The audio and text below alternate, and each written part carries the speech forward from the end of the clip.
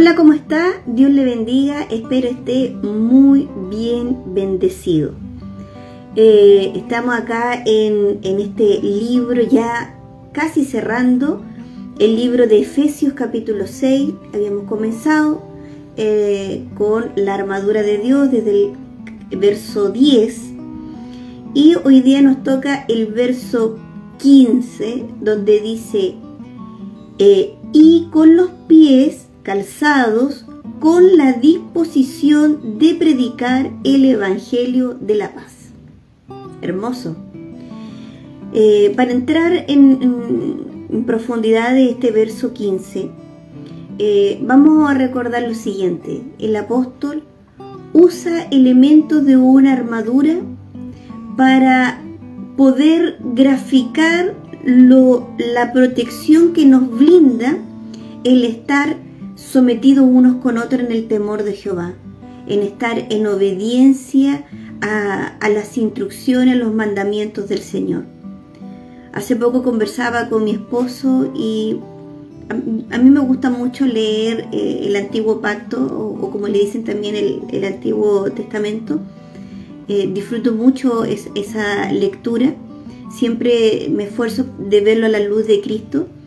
Y una de las cosas que yo le compartí a mi esposo es que si nosotros leemos el Antiguo Pacto o el Antiguo Testamento, nos vamos a dar cuenta cómo Dios nunca cambia, porque Él siempre deja establecidos los principios, sus mandatos. Es el principio el que prima: el amor al prójimo, el hacer el bien, el temor a Jehová, el temor a Dios, o sea, apartarse del mal, sembrar bien, sembrar en los mandatos del Señor, cuidarse de aquellas cosas que dañan el alma. Entonces el principio es el mismo, los mandatos de Dios es estar en el camino del bien, en el camino de la bendición, el camino del justo. Aquel que no perjudica al otro, aquel que hace bien, que es de bendición, que es para edificación, porque está en Él. Ese es el principio. Por eso cuando se rompen los principios, y uno lo ve en el Antiguo Testamento, en el Antiguo Pacto, cada vez que se rompe, Dios llama al arrepentimiento, y cuando no obedecen al arrepentimiento, entonces Él como Padre corrige. ¿Para qué? Para que vuelvan a Él y sean hijos de luz y no de las tinieblas. Entonces, en esta armadura que es espiritual, porque ya habíamos estudiado que nuestros enemigos, nuestros adversarios son espirituales. Por lo tanto, esta armadura es espiritual. Y habíamos visto el cinto de la verdad, ¿sí? Que está fajados con el cinto de la verdad, o ceñido en la cintura con el cinto de la verdad. Es estar en Cristo, estar en sus palabras, en la verdad. Recuerden que esta carta va dirigida a los hijos de Dios. Pero si los hijos de Dios no conocen la palabra, no conocen la verdad de Cristo, ¿cómo le vamos a hacer frente al enemigo? Vamos a estar siempre expuestos a ser atacados, engañados. Por eso es tan importante que cuando nosotros estemos firmes, conozcamos la verdad, estemos en su palabra, sepamos de la palabra de Dios. Eso hacen las ovejas. Las ovejas conocen la voz de su pastor y la siguen. Si nosotros no conocemos la voz de nuestro pastor, si no conocemos la palabra de Dios, entonces vamos a ser engañados con otras voces. Por eso las ovejas tienen el deber de estar en las Escrituras, en la palabra de Dios y guiado por el Espíritu Santo. Recuerde que dos son los que hacen que el testimonio sea verdadero. Nosotros así nacimos, en palabra, con palabra y con espíritu. El Espíritu siempre va a dar testimonio de la palabra de Dios. Y nosotros, los hijos de Dios, los que somos siervos de la justicia, somos guiados por el Espíritu de Dios. Después hablamos de esta coraza de la justicia que cubre nuestro corazón. O sea, nosotros los que somos justificados, porque Cristo nos justificó con su sangre, somos los que le podemos hacer frente al enemigo, al adversario. Y ahora en el verso 15 de este capítulo 6 de Efesios dice: y con los pies calzados con la disposición de predicar el evangelio de la paz. O sea, este evangelio poderoso en el cual nacemos, nosotros nacimos, cuando nos predicaron el evangelio, el Espíritu Santo nos convenció y nos dio una fe para creer y nos convenció de nuestra falta de vivir, que vivíamos en desobediencia y que vivíamos sin Cristo, a lo cual Él nos trajo esa convicción de pecado, nos arrepentimos y podemos ver el reino. Ahora nosotros tenemos la disposición de predicar el evangelio y representa con un elemento que son los pies. Los pies representan el evangelio, por eso dice: y con los pies calzados con la disposición de predicar el evangelio de la paz. ¿Qué busca el adversario? ¿Qué busca el enemigo en los hijos de Dios? Recordemos Génesis, ahí en el capítulo 3, recordemos cómo la serpiente busca a través del engaño que el Hijo de Dios, la creación de Dios, desobedezca. Por eso, cuando estudiamos este capítulo 6, fíjense bien, dice: someteos unos con otros en el temor de Dios. O sea, esta sumisión, entender que Dios diseña, Dios designa, ¿cierto? Jesús a unos los designa, les da los oficios, reparte los oficios, unos pastores, profetas, apóstoles, maestros, evangelistas. Después dice, mujeres, sujétense a sus maridos, hace una comparación con respecto a la iglesia, como Cristo es la cabeza de la iglesia, así los esposos son cabezas de sus esposas. Y no es que el rango de los hijos o de la esposa sea inferior, no, es el diseño, es el diseño. Así como dice, siervos, sujétense a sus amos, es el diseño. Y cuando uno está en ese orden de sujetarnos unos con otros en el temor del Señor, o sea, apartarnos del mal y sujetarnos a los principios de Dios, entonces nosotros estamos en autoridad. Nosotros estamos para poder avanzar, para poder vivir en este mundo al cual nosotros no pertenecemos, al cual nosotros, sujetos unos con otros en el temor de Jehová, esperamos la venida de nuestro Señor. El enemigo siempre va a querer engañar para que nosotros desobedezcamos. Y ahí están las puertas abiertas cuando desobedecemos. Pero cuando nosotros estamos en el temor de Jehová, sometiéndonos unos con otros en este precioso diseño, es ahí cuando nosotros tenemos autoridad. Es ahí cuando nosotros todos los regalos que el Señor nos ha dado o los llamados que el Señor nos hace en forma particular, lo tenemos que entregar para la edificación de la iglesia, la edificación de los santos, ¿cierto? Para que edifiquemos en la piedra angular, esta piedra base que es nuestro Señor Jesucristo, quien nos justificó, por el cual nosotros tenemos la coraza de la justicia, y en el fundamento de los profetas y los apóstoles. Y de ahí nosotros edificamos. Cuando comenzamos a edificar siendo la piedra angular Cristo, o sea, nuestra salvación, y sobre esta piedra empezamos a edificar sobre otras cosas, va a venir la prueba, va a venir la tribulación, se va a quemar, va a venir el fuego y va a quemar. No vamos a perder la salvación, pero va a quemar y nos va a sacar todo aquello que no nos hace bien. Estamos edificando fuera del reino,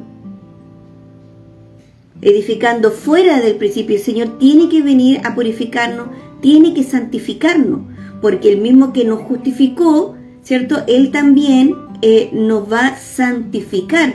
De hecho, la santificación, ese proceso de pureza que Él hace con sus hijos, es una prueba evidente de que somos justificados. Entonces, en este verso 15, dice que los pies los debemos cubrir, dice, o revestir con el Evangelio de la paz. Y es muy importante, miren, esto el apóstol no lo saca de algo improvisado, está sacando, extrayendo de las escrituras del libro de Isaías, capítulo 52 y verso 7, de ahí está extrayendo esta expresión, y dice así: cuán hermosos son sobre los montes los pies del que trae buenas nuevas, los pies del que anuncia la paz, del que trae buenas noticias, del que anuncia la salvación, del que dice a Sión, Sión es Jerusalén, tu Dios reina. Esta es la profecía de Isaías. Recuerden que Isaías se le llama así en forma popular el evangelista del Antiguo Testamento, del Antiguo Pacto, porque Isaías siempre anunció a Cristo, al Mesías, y daba características inspiradas por el Espíritu Santo para que nosotros reconozcamos a nuestro Salvador y Mesías, que es Jesús. Entonces, fíjense que aquí el profeta está hablando de aquel que anuncia las buenas nuevas. Recuerden que cuando Cristo comienza su ministerio, lo podemos ver ahí en el Evangelio de Lucas y en los otros evangelios, dice: arrepentidos porque el reino de los cielos se ha acercado. Cristo mismo llamando al arrepentimiento.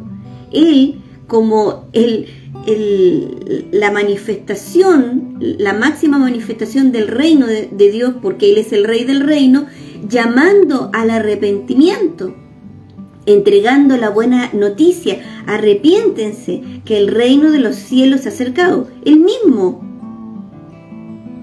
Por eso dice acá el profeta: cuán hermosos son sobre los montes los pies del que trae buenas nuevas. ¿Y por qué los pies representan el Evangelio? ¿Por qué el Espíritu Santo representa el Evangelio con los pies? Porque los pies son los que transitan, los que avanzan. Donde estén los pies, donde vayan avanzando, donde el Señor nos lleve, nosotros seamos una fuente de bendición, que nuestra boca pueda anunciar el Evangelio, predicar esta palabra que nos revela Cristo. Por eso cuando Cristo asciende al cielo, y lo podemos ver en Mateo 28, desde el verso 19, Jesús mismo dice, estas son las palabras de Cristo: por tanto vayan y hagan discípulos en todas las naciones. O sea, cuando dice todas las naciones, es que no hay límites, ya sean personas, ya sean territorialmente lugares, naciones. Recuerden que cuando Dios le dice a Rebeca: en tu vientre hay dos naciones, refiriéndose a Esaú y a Jacob. Naciones pueden ser personas, ¿cierto? O puede ser refiriéndose a lugares territoriales. No hay límite. Donde te lleven los pies, donde te lleven los pies. Por tanto, vayan y hagan discípulos en todas las naciones. Vayan, el ir, el avanzar, el movimiento, lo que hace tus pies. Y bautícenlos en el nombre del Padre, del Hijo y del Espíritu Santo. Fíjense, yo predico el Evangelio, anuncio esta buena nueva: arrepiéntete, que el reino de los cielos se ha acercado. Fundamento con la palabra. Hago todo lo que el Espíritu de Dios me está diciendo para que esa persona pueda ser, se le pueda ser revelado, la luz del Evangelio le resplandezca. Es algo que hace el Espíritu Santo, pero nosotros tenemos la tarea de predicar el Evangelio, y el Espíritu Santo va a traer la convicción, ¿cierto?, de pecado, de justicia, de juicio, para que esa persona pueda ver el reino. Y cuando esa persona lo logra, por obra divina del Espíritu de Dios y por su voluntad, por el misterio de su voluntad, como comenzamos a estudiar el libro de Efesios, ¿qué pasa? Dice después: ahora, dice Jesús, bautízalos en el nombre del Padre, del Hijo y del Espíritu Santo. Esto es precioso porque hay una continuidad del trabajo. El trabajo no queda solamente con el anuncio, sino que el trabajo es un proceso. Bautízalos en el nombre del Padre y del Hijo y del Espíritu Santo. Recuerden ahí el apóstol Pablo cuando llega a un lugar y dice, ¿conocen el Espíritu Santo? Y le responden, nosotros no, ni siquiera hemos oído hablar del Espíritu Santo. Y entonces Pablo dice, ¿qué bautizo han recibido? El de Juan, el de arrepentimiento. O sea, se le fue anunciado el Evangelio. Acto seguido, el bautismo, ¿cierto? Que se hace en el nombre del Padre, del Hijo y del Espíritu Santo. Entonces, Pablo los bautiza con el bautismo de Jesucristo y les impone las manos. Esto es precioso. Quise verso 20 de Mateo 28, sigue hablando Cristo. Sigue este proceso, este trabajo que no solo queda con anunciar el Evangelio, sino también, o sea, anunciar el Evangelio significa que nacen, que hay un arrepentimiento, que el Espíritu Santo viene y trae convicción de pecado y ellos se arrepienten. Después viene el bautismo de Jesucristo. ¿Y qué dice Jesucristo, el Señor Jesús en el verso 20? Este trabajo de llevar el Evangelio, ¿cierto?, donde nos lleven los pies, continúa, es un proceso. Dice en el verso 20, enséñeles a cumplir todas las cosas que les he mandado. O sea, transformen, es como comienza, hagan discípulos. Y dice, enséñeles a cumplir todas las cosas que les he mandado. O sea, fórmenlos, edúquenlos, hagan que ellos sean mis seguidores, reconozcan mi voz, yo que di la vida por ellos, para que no sean engañados, para que cuando yo venga haya fe en sus corazones. Entonces el proceso no es a corto plazo, es un proceso. Y miren cómo cierra el verso 20, y está la promesa de Cristo. Y dice, y yo estaré con ustedes todos los días hasta el fin del mundo. Yo estaré con ustedes. Yo vengo por ustedes. Esperen mi venida. Oren, que venga a nosotros tu reino. Y me impacta a mí porque esto es un estilo de vida. Calzar nuestros pies con el apresto del Evangelio es un estilo de vida.